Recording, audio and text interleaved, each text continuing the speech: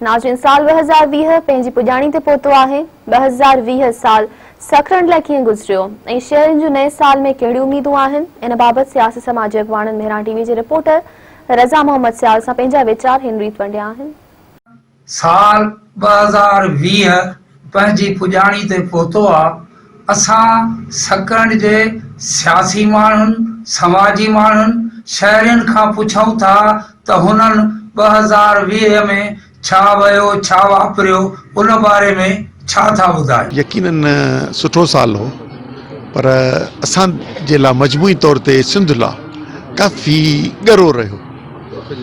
हूअं त बीमारी सिहत जे मामले खां कोविड त सॼी दुनिया जो मामिलो थियो, उन सां गॾु सिंधु मुतासिर हुई ऐं ख़ौफ़ जे आलम में माण्हुनि पंहिंजो पोरियो करे पंहिंजो जी गुज़ारो कयो, पर ज़राअत लाइ बि इंतिहाई काफ़ी मामलनि में ॾुखियो रहियो। हीउ साल ज़रूरु ॻरो गुज़रियो, सॼी दुनिया ते ॻरो गुज़रियो, पाकिस्तान ते बि ॻरो गुज़रियो, ख़ासि करे कोरोना जे करे बीमारी रही, महांगाई रही, पर इमरान ख़ान पंहिंजी पूरी महिनत सां पूरो साल आवाम जी ख़िदमत कई ऐं असांखे यकीन आहे त इन जज़्बे सां ही हुकूमत 2021 भी आवाम जी ख़िदमत 2020 जेको आहे असांजी ज़िंदगी में वॾियूं तब्दीलियूं वठी आयो।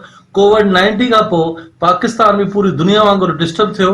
मां सम्झां थो इहो असांजी ज़िंदगी जो बदतरीन साल हो, पर इन बदतरीन साल खे असां अॻिते जे लाइ पंहिंजे तालीमी जेकी असांजी सरगर्मियूं थियूं मुअतल थी वयूं, हर हवाले सां माशी तौर ते असीं तबाह थी वियासीं ऐं गवर्नमेंट भी माण्हुनि खे उहा सहूलियतूं न ॾेई सघी जेके कोविड-19 में ॾियणु घुरिजनि हा। इहो असां लाइ हिकिड़ो ख़ुशियुनि जो साल न रहियो, छोकी असां जेको हिकिड़ी बीमारी जेकी आहे कोरोना असां फेस कई आहे, इहो वॾी ॾुखी बीमारी आहे ऐं असां चाहींदासीं कि अॻिलो साल असांजो जेको ॿियो अचण वारो साल आहे हू इंशाल्लाह सुठो वञे।